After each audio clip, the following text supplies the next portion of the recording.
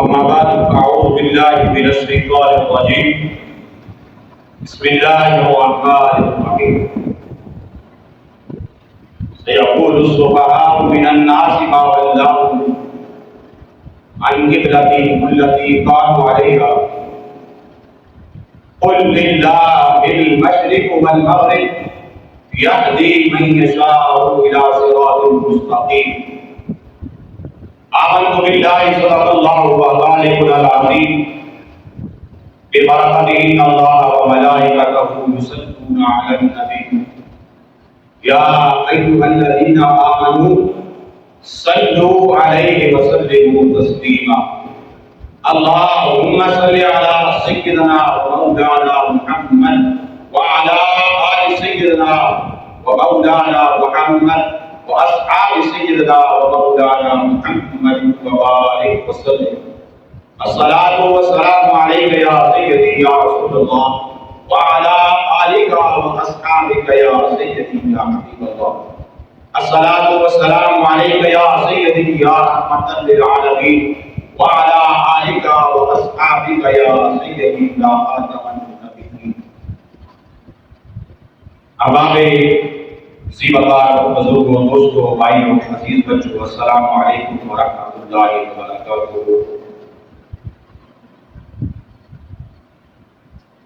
بارہ سے 13 منٹ غالباً میرے پاس موجود ہیں اور ربیع الاول شریف کا مہینہ ہے۔ گزشتہ جمعے ہم نے ربیع الاول شریف منایا ان سے بس اس پر کچھ باتیں ہم کر کے اختتام کروں گا۔ میں نے جو آیت مبارکہ تلاوت کرنے کا شرف حاصل کیا ہے، اللہ تبارک و تعالیٰ سورہ بقرہ آیت نمبر 142 کے اندر ارشاد فرماتا ہے سَيَقُولُ السُّفَهَاءُ مِنَ النَّاسِ مَا وَلَّاهُمْ عَنْ قِبْلَتِهِمُ الَّتِي كَانُوا عَلَيْهَا۔ اب کہیں گے بے وقوف لوگ، کس نے پھیر دیا مسلمانوں کو ان کے قبلے سے جس پر یہ پہلے سے موجود تھے۔ قل للہ المشرق والمغرب یہدی من یشاء الی صراط مستقیم۔ آپ فرما دیجیے اے محمد صلی اللہ علیہ وسلم کہ اللہ ہی نے یہ حکم ارشاد فرمایا اور وہ جسے چاہے سیدھی راہ اور ڈال دیتا ہے، جس کو چاہے سیدھی راہ دکھلا دیتا ہے۔ اس آیت مبارکہ کے شان نزول کے اندر مفسرین کا ایک قول یہ ہے کہ یہ آیت یہودیوں جب اعتراض کیا اللہ نے انہیں مخاطب کر کے ارشاد اور ساتھ میں یہ بھی ارشاد فرمایا بیوقوف کو۔ اب بیوقوف کو کون ہوتا ہے؟ جسے سمجھ بوجھ نہیں ہوتی، جو سمجھ بوجھ سے عاری ہوتا ہے، جسے کسی بھی بات کی سمجھ نہیں ہوتی۔ اور یہ آیت مبارکہ بیت اللہ شریف کے تبدیلی کے بعد اللہ تبارک و تعالی نازل فرمائی، کیونکہ نماز کے اندر اس نے اپنے محبوب صلی اللہ علیہ وسلم کو ارشاد فرمایا اے محبوب صلی اللہ علیہ وسلم، ہم آپ کا بار بار آسمانوں کی طرف نظر کا اٹھانا نوٹ کر رہے ہیں اور ہم آپ کو حکم دیتے ہیں کہ اپنے رخ کو قبلے کی جانب دے لیجیے۔ یہ اللہ تبارک و تعالیٰ کی حکم سے قبلہ اول جسے بیت المقدس کہا جاتا ہے، جو کہ آج یہودیوں اور خاص کر اسرائیلیوں کے قبضے کے اندر آباد کو وہاں مسلمان تھے، نماز بھی پڑھتے ہیں، وہاں اپنی جانیں دے کر نماز پڑھتے ہیں۔ یہ آیت مبارکہ آج پڑھنے کا مقصد صرف اور صرف یہ ہے کہ ایک طرف فلسطین چلے جائیں یا کشمیر چلے جائیں. ابھی گزشتہ جمعے 12 ربیع الاول شریف کا مقبوضہ کشمیر کی جامعہ مسجد کے اندر لوگ نماز پڑھنے کے لیے اکٹھے ہوئے اور اپنے محبوب کریم آقا صلی اللہ علیہ وسلم کا میلاد شریف منانے کی غرض سے کہ نماز کے بعد ہم آقا کریم صلی اللہ علیہ وسلم پر درودوں کے گجرے پیش کریں گے. یہاں بھی مسلمانوں پر ظلم کیا گیا اور فلسطین کے مسلمان تو کوئی نماز ایسی نہیں جیسے ہمارے حالات کچھ عرصہ پہلے تھے نا کہ مسجد میں جانے سے پہلے بندہ ڈرتا تھا اور وہ سوچتا تھا کہ میں نماز پڑھنے تو جاؤں لیکن خبر نہیں کہ میں نماز پڑھ کے لوٹ پاؤں گا یا نہیں, میں واپس آؤں گا یا نہیں آ سکوں گا. یہی حالت ہماری تو کچھ عرصے کے لیے تھی, پھر اللہ تبارک و تعالیٰ نے بدل کیا, طرف کیا. اب حالات کچھ بہتر ہو رہے ہیں لیکن پھر بھی اس طرح بہتر نہیں ہوئے. یہاں بھی مسجدوں کے اندر اللہ تبارک و تعالیٰ کے محبوب کے عاشقان پر خودکش حملہ کیا گیا اور مستند ذرائع کے مطابق, گورنمنٹ تو 55 بتاتی ہے لیکن مستند ذرائع کے مطابق 100 سے زائد شہادتیں ہوئی. وہ لوگ بھی ہماری طرح خوش تھے, اس بات پر خوش تھے کہ اللہ کے محبوب صلی اللہ علیہ وسلم کی آمد شریف کا دن ہے اور ہم سرکار مدینہ صلی اللہ علیہ وسلم کے غلام ہیں. یہ ایک چھوٹی سی جگہ کی میں آپ کو بات کر رہا ہوں. 100 سے زائد شہید ہوئے اور 300 سے زائد لوگ زخمی ہوئے. وہ کس مقصد کے لیے اکٹھے ہوئے تھے؟ صرف اور صرف نماز جمعہ کے بعد اللہ کے محبوب صلی اللہ علیہ وسلم کی ولادت کی خوشی منانے. اور کوئی ایسا عمل بھی نہیں کر رہے تھے جسے شریعت نے منع کیا. ہوتا ہے نا بعض دفعہ ہمارے گورنمنٹ کے اندر ڈول کی تھاپ پر کمرے ڈالے گئے, اسے شریعت ہر طرح کی اجازت نہیں دیتی اور بہت سے لوگ کمرے ڈالتے ہیں, ڈور بجاتے ہیں, لیکن شریعت اسے منع کرتی ہے. میں نے گزشتہ جو میں اس بات پر اپنا اہتمام کیا تھا کہ جس انداز کے اندر بھی آپ کے دل کو اچھا لگے, تو میں اس گمان کے اندر تھا, میرا یہ گمان کہتا ہے کہ آپ کا دل کبھی بھی شریعت کے دائرے سے باہر جا کر رسول اللہ صلی اللہ علیہ وسلم کی آمد کی خوشی منانے کو نہیں کرے. ہر ایک چیز کی حد ہے. جب بندہ اس سے تجاوز کر جاتا ہے, اس حد کو عبور کر لیتا ہے, اس حد سے گزر جاتا ہے, تو پھر اس پر کوئی قانون لاگو نہیں ہوتا. پھر اللہ کہتا ہے کہ بندے میں نے تیری رسی کو چھوڑ دیا, اب جو تیرا دل چاہے وہ کر, لیکن یاد رکھ پلٹ کر تو نے میرے پاس ہی آنا ہے, لوٹ کر تو نے میرے پاس ہی آنا ہے, واپس تو نے اصلی مقام کی طرف ہی آنا ہے. ہم روزانہ اموات دیکھتے ہیں, شہادتیں دیکھتے ہیں روزانہ کی بنیاد پر. ابھی تو جس گھر میں ٹی وی نہیں تھا, جس کے پاس ٹیلی ویژن موجود نہیں, اس کے پاس بھی موبائل موجود ہے اور ہر بچے کے پاس موجود ہے. انہیں خبریں تو ملتی رہتی ہیں کہ گھر سے نکلے کس کام کے لیے, واپس لوٹ کر نہیں آئے. تو میں جو بات آپ کو ایک دل کے اندر بٹھانا چاہتا ہوں وہ یہی ہے کہ گھر سے نکلنے سے پہلے اللہ تبارک و تعالیٰ کے حضور میں معافی کی درخواست پیش کیا کریں گے. رب تعالیٰ ہم گناہ گار ہیں, ہمارے گناہوں کو معاف کر دے, بے شک ہم تیرے محبوب کی امت میں ہیں, ہمیں سمجھ نہیں, ہم سمجھنا یا نہیں چاہتے یا سمجھ ہے ہی نہیں. وہ اس لیے خبر نہیں کہ پلٹ کر واپس گھر جانا ہو،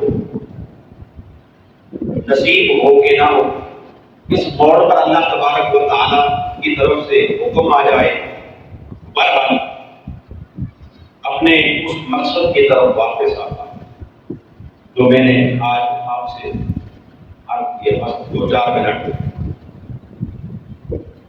یہ جو آیت مبارکہ ہے نا، جس کو میں نے تلاوت کیا، آپ نے سماعت کیا، جب بیت المقدس کی جگہ خانہ کعبہ کو قبلہ بنایا گیا، اس پر انہوں نے اعتراض کیا۔ کس نے؟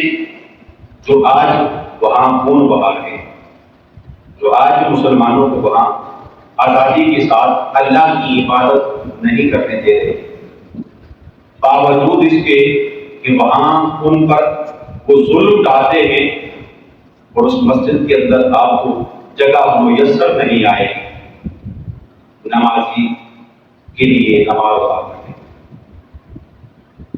ہر بندے کا اپنا ذوق ہوتا ہے، اپنا شوق ہوتا ہے، ہمارا تو اتنا ذوق ہے نہ شوق ہے۔ کل کی بات کر رہا ہوں، آج جمعہ ہے نا، آج آپ کو اللہ تبارک و تعالیٰ نے کرم فرما دیا، آپ چل کر مسجد کے اندر آ گئے، اس کے مہمان بنے، اس کے گھر میں آئے، وہی آپ کو اس پر اجر دے گا۔ کسی انسان کے اختیار کے اندر یہ موجود ہی نہیں کہ وہ کسی کو اجر دے۔ کل ہم 3 نمازی تھے، آج الحمدللہ 2 4 5 سبے ہو جائیں گی۔ تو عرض کرنے کا مقصد یہ ہے کہ ہم اپنے اصل مدعا کو، مقصد کو سمجھنے سکھا سکیں کہ اللہ تبارک و تعالیٰ نے ہمیں تخلیق کو کر دیا، ہمیں پیدا کو کر دیا، والدین کے گھر میں ہم پیدا ہو گئے، لیکن ہمارا دنیا میں آنے کا، کیونکہ اللہ نے کوئی بھی چیز بے مقصد تو پیدا کی نہیں۔ ایک چونٹی ہے نا، اس کا بھی کوئی نہ کوئی مقصد ضرور ہے، وہ بھی بے مقصد دنیا کے اندر نہیں آئی۔ ہم سمجھتے ہیں کہ ہمارا مقصد دنیا کے اندر آنا، ہوش سنبھالنے کے بعد بس تھوڑی بہت تعلیم حاصل کرنا، سکول پڑھ لینا، وہ بھی اس پر بھی اگر میں بات کروں بہت بڑی طویل بات ہو جائے گی کہ ہمارے ہاں جو تعلیم دی جاتی ہے، بے شک تعلیم انسان کو اندھیرے سے نکال کر روشنی کی طرف گامزن کرتی ہے، لیکن ہمارے ہاں تعلیم وہ نہیں جو انسان کو روشنی دکھائے، کیونکہ ہمارے ہاں تربیت کی کمی ہے۔ تربیت نہ ہونے کے برابر ہے، چاہے مسجد ہو، چاہے مدرسہ ہو، یا چاہے سکول ہو، کوئی بھی جگہ ہو، ہمارے ہاں تربیت والی کوئی بات نہیں ہے، صرف پڑھایا جاتا ہے کہ پڑھیے، پڑھ بچے بسم اللہ الرحمن الرحیم الحمدللہ رب العالمین۔ اب اسے یہ نہیں بتایا جائے گا کہ یہ جو تو نے پڑھا ہے بسم اللہ الرحمن الرحیم، یہ تو نے کس کو کیا کہا ہے؟ کہ اللہ کے نام سے شروع کرتا تو بڑا مہربان نہایت رحم والا ہے۔ جب بندہ یہ کہتا ہے نا اپنے مالک کو، اپنے خالق کو جو نہایت مہربان بڑا رحم کرنے والا ہے، تو اللہ تبارک و تعالیٰ رحم کرتا ہے، اور اللہ ہمارے گناہوں کے باوجود بھی رحم کر رہا ہے۔ اسی لیے آج ہم اس خوشحالی کے اندر موجود ہیں۔ میں بھی آواز کبھی کبھی اٹھاتا ہوں تو لوگوں کو بھی سوشل میڈیا پر دیکھتا رہتا ہوں، وہ کہتے ہیں جی بڑا ظلم ہے ہمارے ساتھ۔ اگر اگر تھوڑا سا غور کر لیں، ہم اپنے زیادہ دور نہیں، دادا جی پر چلے جائیں نا، تو یہ خوشحالی شاید انہیں نصیب نہیں۔ ہمارے دادا جی کو یہ خوشحالی شاید نصیب نہیں تھی، اور کسی چیز کا میں آپ کو نہ تو مثال دیتا ہوں نہ آپ کو سمجھ آئے گی، کیونکہ مولوی کی بات صرف اس وقت تک آپ نے سنی ہوتی ہے جب تک کہ وہ وما علینا نہ کہہ دیں، کیونکہ آپ کی مجبوری ہے، آپ بیٹھے جو آج جو گئے ہیں آپ کو کچھ نہ کچھ تو کرنا ہے۔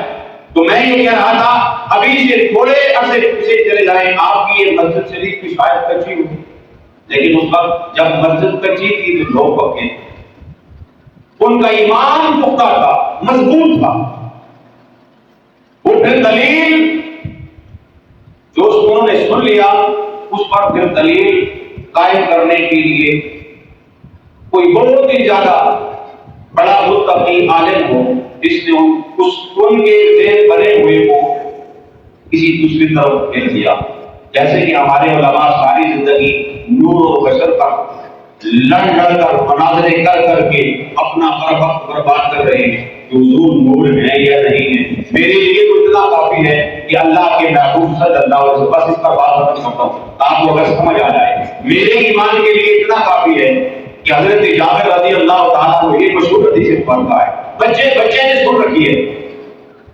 حضرت جابر رضی اللہ تعالیٰ عنہ نے میرے آپ کے آقا صلی اللہ علیہ وسلم سے سوال کیا، یا رسول اللہ صلی اللہ علیہ وسلم، اللہ نے سب سے پہلے کون سی چیز تخلیق کی؟ غور کیجیے گا، بس میری بات ختم ہے، سمجھ آ جائے، اگر یہی ایک سمجھ آ جائے نا تو آپ نور اور بشر کے جھگڑے سے پائے جائیں۔ اللہ کے محبوب نے فرمایا، یا جابر ان اللہ تعالی خلق قبل الاشیاء نور نبی کا نور۔ اب کوئی ان پڑھ بالکل جس کو عربی نہیں جانتا نا، وہ بھی ایک ایک لفظ کو اگر ملا کر اس کا ترجمہ کرے تو بڑی آسانی کے ساتھ کر سکتا ہے۔ کیا کہا؟ اے جابر اللہ تبارک و تعالیٰ نے سب سے پہلے اپنے نور سے میرے نور کو تخلیق کیا کہا جی؟ اپنے نور سے میرے نور کو تخلیق کیا۔ لیکن ہم اللہ کے محبوب کو صرف نور نہیں مانتے، ہم انہیں بشر بھی مانتے کہ اللہ نے اپنے نور سے اپنے نبی کے نور کو پیدا کیا، لیکن دنیا کے اندر انسانوں کے روح کے اندر انسانوں کی صورت کے اندر اس لیے مبعوث کیا تاکہ لوگ آپ کی زندگی مبارک کو دیکھ کر اس سے رہنمائی لے سکیں، ہدایت حاصل کر سکیں۔ پھر دوبارہ دوہرا لیتا ہوں، آپ خود ترجمہ کر لیجیے، بڑا آسان ہے۔ یا جابر ان اللہ تعالی خلق قبل الاشیاء نور نبی کا بھی نور۔ سمجھ آ رہا ہے؟ قبل کہتے ہیں پہلے کو، ان اللہ تعالی اللہ تبارک و تعالی نے نور نبی کا تیرے نبی کے نور کو من نوری اللہ نے اپنے نور سے پیدا کیا۔ اب بات یہاں جھگڑا ختم ہو گیا کہ اللہ تبارک و تعالیٰ کے محبوب صلی اللہ علیہ وسلم نور ہے یا بشر ہے، بھی ہم جھگڑتے ہیں اور ہم جھگڑتے رہیں گے قیامت تک، اس لیے کہ اللہ کے محبوب نے فرمایا تھا کہ باقی نبیوں کے امتیوں میں 72 فرقے تھے، میری امت کے اندر 73 فرقے ہوں گے، ان میں سے ایک ہی جنتی ہوگا، اور وہ جنتی وہ فرقہ ہوگا جو میرے اور میرے صحابہ اور میرے اہل بیت کے طریقے پر ہوگا۔ اللہ تبارک و تعالی ہمیں سمجھ عطا فرمائے، عقل سلیم عطا فرمائے، اور علم حاصل کر کے اس کے ساتھ ساتھ اس پر عمل کی بھی توفیق عطا فرمائے۔